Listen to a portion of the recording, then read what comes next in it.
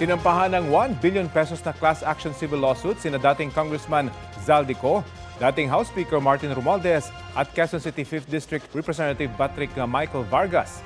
Ayon sa nagreklamong grupo na United People Against Corruption, kaugnay ito sa palpak o hindi maayos na flood control project sa Quezon City 5th District.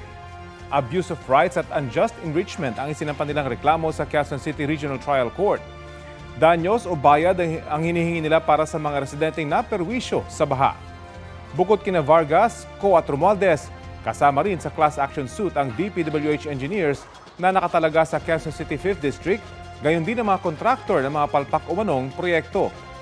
Sabi ng abogado ni Romualdez na si Attorney Abdiel Fajardo, walang nakitang ebidensya laban sa dating House Speaker batay sa report ng Independent Commission for Infrastructure. Sabi naman ng kampo ni Zaldico, hihintayin muna nilang kopya ng reklamo bago magkomento. Iginit naman ni Vargas na walang ghost projects sa kanyang distrito.